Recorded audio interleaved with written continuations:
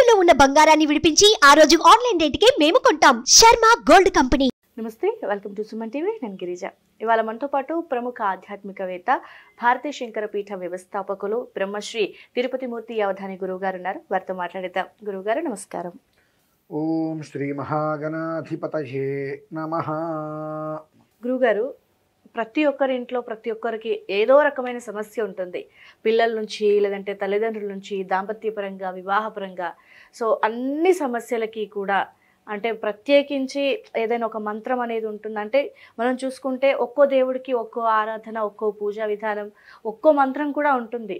కానీ అన్ని సమస్యలకి ఒక కుటుంబం అంతా బాగుండాలి, లేదొక మన ప్రకృతి పరంగా చూసుకుంటే కూడా ఆ ప్రకృతిలో కూడా అమ్మవారిని మనం కొలిచిన విధంగా అనిపించాలి అంటే ఏదైనా మంత్రం ఉందా గురువుగారు? ఉపదేశిస్తారా? మంత్రం అయితే ఉంది కానీమ్మా, ఉపదేశం అయితే ఇవ్వను. ఇచ్చే అర్హత లేదు, పుచ్చుకునే అర్హతలు అంతకన్నా ఎవరికీ లేవు. ఓకే. కాబట్టి నేను ఉపదేశం ఎవరికి ఇవ్వను. మీరు ఉపదేశం ఉన్నారు కాబట్టి దాని మీద చిన్న మాట చెప్పి తర్వాత చెప్తాను. ఓకే గురువుగారు. ఉపదేశం అనేటువంటిది మనం బయట చాలామంది మంత్రాలు మేము ఉపదేశం చేస్తామంటే అని ముందుకు వస్తూ ఉంటారు. మా గురు పరంపర నుంచి మాకు వచ్చింది ఏమిటి అంటే, స్త్రీకి ఉపదేశం చేయాలంటే ఇద్దరే. ఒకళ్ళు తండ్రి, ఒకరు భర్త. మూడో వ్యక్తి స్త్రీకి ఉపదేశం చేయడానికి అర్హత లేదు, ఏ మంత్రము కూడా. ఒకవేళ స్త్రీకి ఒక మంత్రం ఉపదేశం చెయ్యాలి అని అంటే, వివాహం అయితే తను ఇక్కడ కూర్చుంటే తన పక్కన ఆమె భర్త పక్కన ఆవిడ కూర్చోవాలి. ఇతను అతనికి చెబితే అతను ఆమె భార్యకి చెప్పాలి. ఓకే. సో డైరెక్ట్ గా వేరే వాళ్ళ నుంచి ఒక చెప్పకూడదు. అర్హతలు చెప్పే వ్యక్తికి లేవు. ఇవాళ ఏంటంటే, గురువు గారు అనే పదం కోసం గురువు గారిని పిలిపించుకోవాలనే ఉద్దేశంతో ఏమాత్రము పరిజ్ఞానం లేకుండా ఈ మంత్రాలు మేము ఉపదేశం చేసేస్తున్నామని అని చెప్పి చాలామందిని చూస్తూనే ఉన్నా, అనుకుంటూ ఉంటా. ఎంత కర్మ ప్రారంధమా పుచ్చుకునే వాళ్ళకి తెలియదు. వాళ్ళకి ఏదో చదువుకోవాలి, జపం చేసుకోవాలి, అనుష్ఠానం తీసుకోవాలి, భగవంతుని ఆరాధించాలని చెప్పి. ఇచ్చేవాడికి సిగ్గు లేదు. నేను ఇచ్చే అర్హత నాకు లేదు కదా, నేను డైరెక్ట్గా ఇవ్వకూడదు కదా, ఆవిడికి ఇవ్వాలంటే ఆమె భర్తను తీసుకొచ్చి కూర్చోబెట్టి భర్త ద్వారా ఇప్పించాలి కదా అనే ఆలోచన ఇచ్చేవాడికి లేదు. మరేంటి, నన్ను గురుగారిని పిలుస్తున్నారు, నేను మహాగురువుని. దేనికి ఉపయోగం ఏంటి? ఇసకరైనంత ఉపయోగం లేదు దానివల్ల. గురువు అనేటువంటి పదాన్ని కూడా కొన్ని కారణాల రీత్యా కొంతమంది చేసే దుర్గుణమైన పనుల వలన ఆ గురువు అనేటువంటి పదానికి కూడా విలువపోతుంది అన్నమాట. రోజు రోజుకి నేను గమనిస్తున్నా. అంటే అయిన దానికి కాని దానికి గురుగారు చెప్పారు. ఏం చెప్పారు, ఏమని చెప్పారు? కూర్చొని మాట్లాడతాను రండి. మళ్ళీ దానికి ధైర్యం లేదు కూర్చొని మాట్లాడటానికి. ఏదైనా ఒకరు చెప్పి దాన్ని విశ్లేషించడానికి ముందుకు వస్తారు, కానీ కూర్చొని ఎదుర్కొంటారంటే దమ్ము ధైర్యం లేదు. మళ్ళీ అటువంటి వాళ్ళందరూ గురువుగా తయారయ్యారు. సరే, ఇక ప్రస్తుతం అంటే ఉపదేశం అన్నందుకు కానీ ఈ మాట చెప్పాల్సి వచ్చిందమ్మా. అయితే ప్రతి కుటుంబంలో స్త్రీ లేదా పురుషులు 52 రోజులు నిర్విరామంగా, స్త్రీ కంటే ఇబ్బంది గల వాతావరణం ఉంటుంది కాబట్టి 4 రోజులు వదిలేసి 5వ రోజు నుంచి అదే 4 రోజులు ఆ పురుషుడు కూడా చేయవద్దు. అంటే పూర్వకాలంలో అయితే కనుక విడిగా ఉండేవారు, ఇప్పుడైతే ఇళ్లలోనే ఉండే పరిస్థితి కాబట్టి చేయవద్దు. 5వ రోజు నుంచి ఇల్లంతా ఒకసారి పసుపు నీళ్ళతో శుద్ధి చేసుకొని మొదలుపెట్టి 52 రోజులు ఒక్క స్తోత్రం అమ్మ. ఆ స్తోత్రాన్ని కనుక పారాయణ చేసినట్లయితే ఎంత అద్భుతంగా ఉంటుంది కుటుంబం అంటే. ఈ పని 10 ఏళ్ల క్రితమే చేసింటే మనకి తగాదాలు వచ్చేవి కాదు కదా, నా కుటుంబం ఎంతో చల్లగా ఉండేది కదా అని మనం అనుకుంటాం. మనకి ఎప్పుడూ కూడా పని అయిపోయిన తర్వాత, దాటిపోయిన తర్వాత అప్పుడు చేస్తే గుర్తు బాగుంటుంది కదా. అప్పుడు ఎవరో చెప్తారు, ఇప్పుడేంటి తర్వాత చేద్దాంలే, తర్వాత చేసుకోవచ్చులే, టైం ఉందిగా. వాయిదా వేస్తూ ఉంటారు. మనం చేయాల్సినవన్నీ వాయిదా వేస్తాం, మనకు రావాల్సిన మాత్రం ముందుగా రావాలి. అది కూడా వాయిదా పడుతుంది. అది వాయిదా పడితే భగవంతుని నమ్మాలి, బుద్ధులు తిడతాం మళ్ళీ మనం. ఈయన దేవుడు ఉన్నాడు అసలు నిజంగా అని చెప్పి. కానీ మనం చేసేవి మాత్రం అన్నీ వాయిదా వేస్తుంటాం. సరే, దీనికి ఆ ఒక్క స్తోత్రనామం అనేటువంటిది ప్రతినిత్యము నా పోటీ వాడికి 20 నిమిషాలు పడుతుంది, 25 నిమిషాలు పడుతుంది. మీ పోటీ వాళ్ళకి అంటే ఇంకొక 10 నిమిషాలు ఎక్స్ట్రా పడుతుంది. పూర్తిగా దాని మీద అవగాహన లేని వాళ్ళు చదవాలనుకుంటే 2-3 గంటలు పడుతుంది. వాళ్ళు చదవటం కన్నా వింటూ కొంతకాలం పాటు పుస్తకాన్ని చూస్తూ అక్షరం వింటూ ఓ 10 రోజుల పాటు కనుక చేసిన అట్లా ప్రయత్నం చేస్తే నోటికి వచ్చేస్తుంది, వాళ్ళు చదువుకోవచ్చు. అప్పుడు వాళ్ళకు ఒక అరగంట పడుతుంది. అంటే తన జీవితం మొత్తం మీద ఒక అరగంట భగవంతుడి కోసం గడిపితే 52 రోజులు 52 రోజులు రోజుకు ఒక 30 నిమిషాలు భగవంతుడి దగ్గర కనుక తన జీవితాన్ని కనుక గడిపినట్లయితే వాళ్ళ యొక్క జీవితం అనేటువంటిది ఎప్పుడూ కూడా ఎవ్వరికి అందరంత ఎత్తులోనే ఉంటుంది. కానీ మనం చెయ్యమమ్మా. అది అందరికీ తెలిసిందే. వికసిత వదనం ఏంటండి? వికసిత వదనం అంటే అది పారాయణ చేయటం వలన మన మొహం ఎప్పుడూ కూడా దరహాసంతో, వికసిత వదనం, ఎప్పుడు నవ్వుతూ, ఆ కష్టం అంటే ఇలా ఉంటుంది, మెంటల్ టెన్షన్ ఇలా ఉంటుంది, మానసిక ఆవేదన ఇలా ఉంటాయి అనేటువంటిది మన దరికి రావు. అమ్మవారు త్రిశూలం పట్టుకొని ఇంటి ముందు నిలబడుతుంది మన కోసం, కేవలం మన కోసం.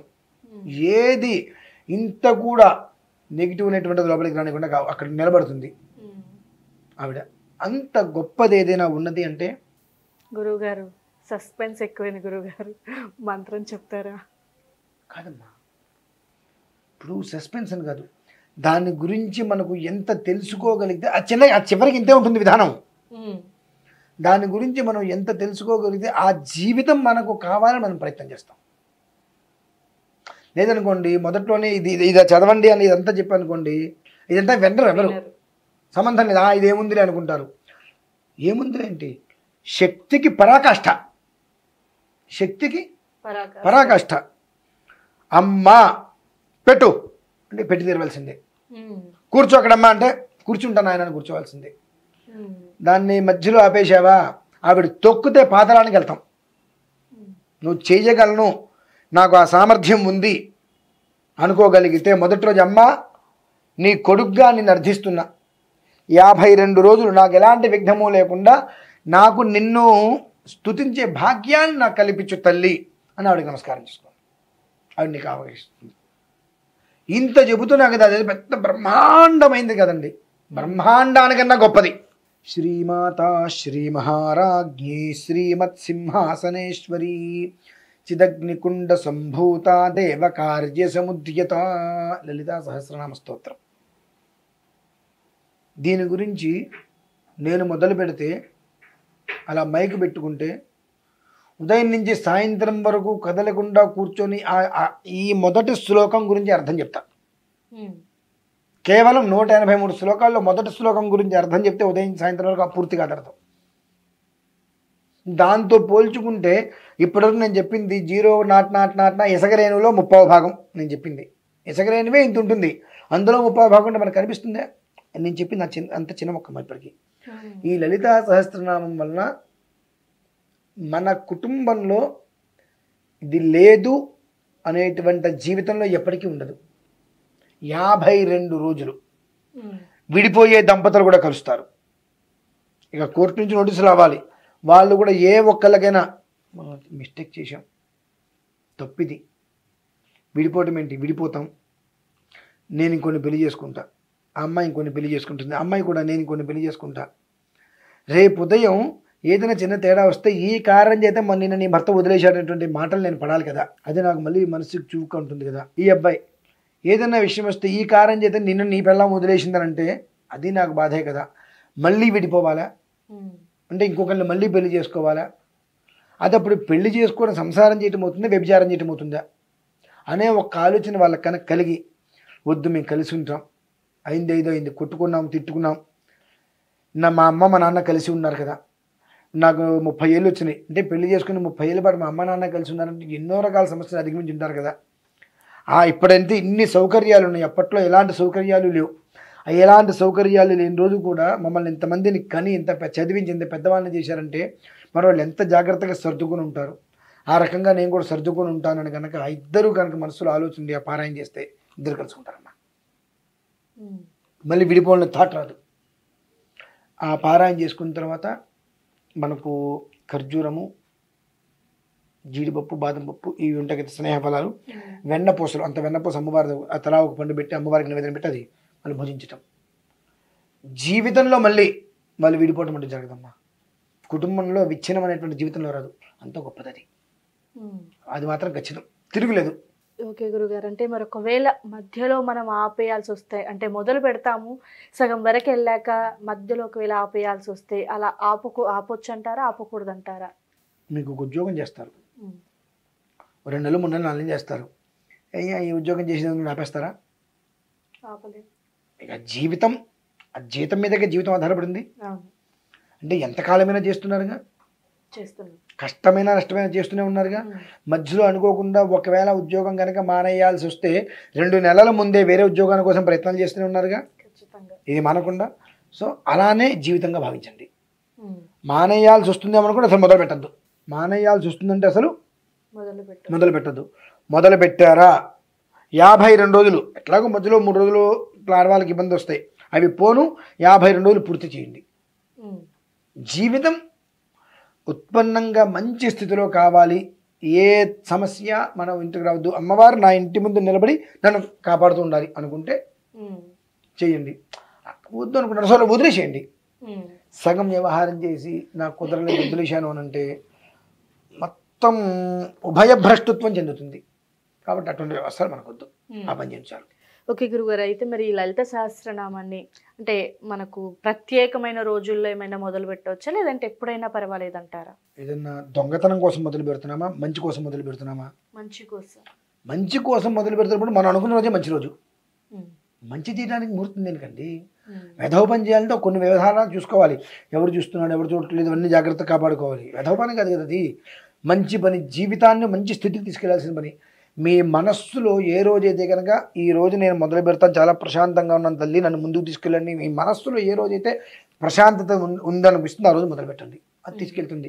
అంతేగాని ఈ రోజు మంచిది అని అంట, ఏదో కర్మ ప్రార్థం ఆ రోజు ఏదో ఇబ్బంది వస్తుంది అనుకుందాం, మెంటల్గానో ఏదో ఒక రకంగా పొద్దున్నే తలనొప్పి చికాకు వస్తుంది వికినానికి, ఆ రోజు ఈ రోజు మంచిదన్నారు, నాకు తలనొప్పిగా ఉంది మొదలు పెట్టలేకపోతున్నాను, గురుగారండి తలనొప్పిగా ఉంది 1 గంట లేట్ ఆగి, మనం మంచి కోసం మొదలు పెడుతున్నప్పుడు మనం మొదలు పెట్టేదే మంచి రోజు. ప్రతిరోజు సంధ్యావందన శుభ నక్షత్రే శుభయోగే శుభగణ ఏవంగన విశేష విశిష్టాయాం శుభతో, ఇవాళ ఉదయం లేచాం రాత్రి పడుకున్నాం అంటే ఈరోజు మంచి రోజేగా, మనకి ఎలాంటి కీడు జరగలేదు, హాస్పిటల్కి వెళ్ళి ఇబ్బందులు పడి జరగలేదుగా, అంటే ఇవాళ మంచి రోజే. ఓకే గురువు గారు, అమ్మవారి గురించి మనం ఎంత చెప్పుకున్నా చాలా తక్కువే అనిపిస్తుంది. అమ్మవారి ఆరాధన కేవలం లలితా సహస్రనామం చదివితేనే ఇంత చక్కగా ఉంటుంది అంటే నిజంగా అమ్మవారిని నిత్యం పూజించుకుంటే అసలు ఇంకా దాన్ని మనం మాటల్లో వివరించుకోలేం.